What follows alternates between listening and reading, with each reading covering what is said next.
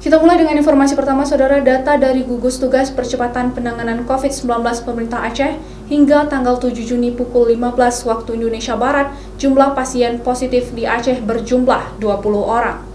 Satu di antaranya hingga kini masih dirawat di Rumah Sakit Aceh Tamiang. Selain itu, 18 orang telah sembuh dan 1 orang meninggal dunia. Dari data tersebut, Aceh masih menjadi daerah terendah kasus COVID-19. Menurut juru bicara Gugus Tugas Percepatan Penanganan COVID-19 Aceh, hingga kini belum ada kasus positif COVID-19 yang berasal dari transmisi lokal. Dari 20 orang yang positif COVID-19 di Aceh, seluruhnya mempunyai riwayat perjalanan dari daerah pandemi COVID. Sehingga kasus positif COVID-19 di Aceh masih yang terendah secara nasional. Bahkan tidak ada penambahan kasus positif dalam sepekan terakhir.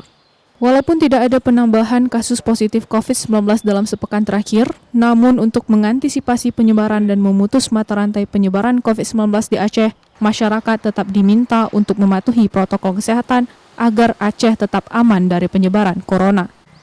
Apalagi ada peningkatan jumlah orang dalam pemantauan setiap hari dan penambahan pasien PDP yang masih dirawat.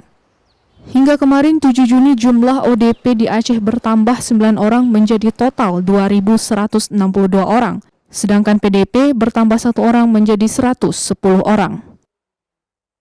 Jumlah ODP sampai kemarin pada hari Minggu 7 Juni 2020 pada pukul 15.00 waktu Indonesia bagian Barat, jumlah ODP sebanyak 2.162 orang. Ini juga meningkat 9 kasus dibandingkan sehari sebelumnya, sedangkan jumlah pasien dalam pengawasan yang kita singkat dengan PDP itu juga bertambah 1 orang sehingga menjadi 110 orang. Saifullah Abdul Ghani menambahkan, agar kasus positif tidak terjadi lagi di Aceh, masyarakat diminta untuk meningkatkan disiplin protokol kesehatan dengan tetap menggunakan masker, rutin mencuci tangan, menjaga jarak antar sesama, dan selalu menjaga kebersihan. Mustajab, Kompas TV, Banda Aceh.